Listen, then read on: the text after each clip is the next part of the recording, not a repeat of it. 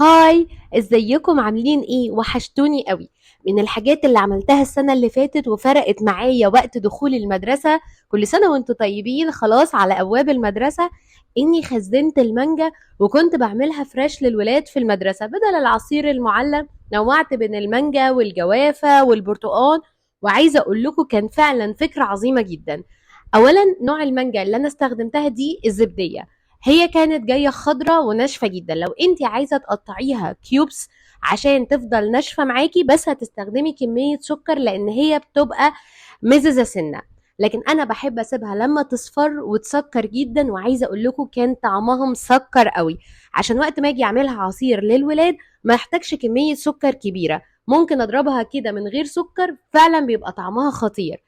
وببتدي اقشرها. ممكن تقشريها بالسكينة، ولو هي ناشفة معاكي شوية قشريها بالمقشرة، هتاخدي نتيجة خرافية.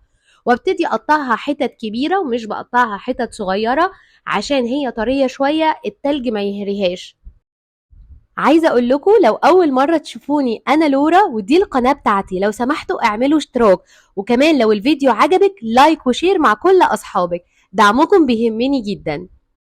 عايزه اقول لكم دي اول فكره للباك تو سكول، انا اخترت تكون حاجه خفيفه كده، وبعد كده هنعمل كل الافكار للرجوع للمدارس تكون صحيه كمان وترضي اولادنا، لان هم طبعا بيزهقوا، واحنا كمان بنبقى عندنا ملل من تحضير اللانش بوكس والعصاير، وازاي نعمل افكار. بجد هنعمل افكار سهله وبسيطه جدا مع بعض. هتقطعي كميه المانجا عندك كلها، وعايزه اقول لكم كل اللي هيطلع منها ده طبعا هو مش هيترمي، هنحط عليه سكر وميه وهنكمل بيه كمان عصير. وعايزه اقول لك كمان لو بتحبي نوع مانجا معين، يعني مثلا عويس او سكري، ممكن تقطعي فوقيهم كام واحده عشان تاخدي طعم المانجا اللي انت بتحبيه في العصير. او لو مش عايزه تحطي سكر خالص، تحطي المانجا السكري عشان بتبقى مسكره قوي، فيبقى سكر طبيعي. بصي هنا انا استخدمت المقشره اسهل من السكينه بكتير، وفعلا مش بتخلي اي بقايا مانجا جواها. بس طبعا عايزه المانجا تكون انشف من كده، المانجا بتاعتي عشان طريه كان صعب انها تتقشر شويه بالمقشره.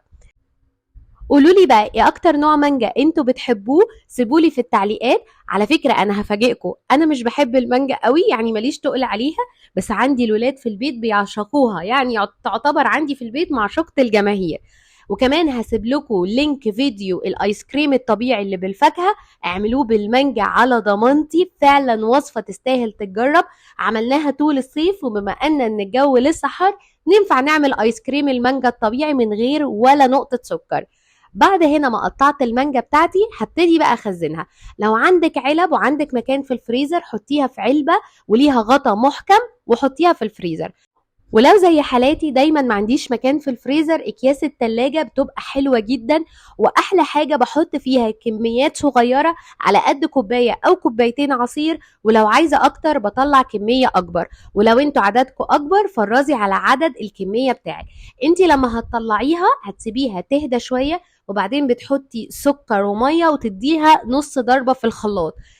المانجا موجودة دلوقتي في السوق بكميات كبيرة، هاتي كده كل فترة كام كيلو قطعيهم وشيليهم في الفريزر، هيبقى عندك كمية كبيرة تستمتعي بيها طول السنة.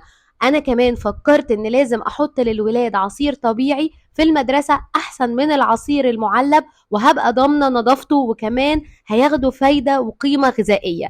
يا رب فيديو النهاردة يكون عجبكم، دي أول سلسلة في فيديوهات باك تو سكول. احنا هنعمل معاكم كل الحاجات اللي تخص المدرسة. تابعوني في الفترة الجاية، وما تنسونيش في اللايك والشير والسبسكرايب للقناة بتاعتي. بحبكم قوي قوي قوي، كل سنة وانتم طيبين، سنة سعيدة.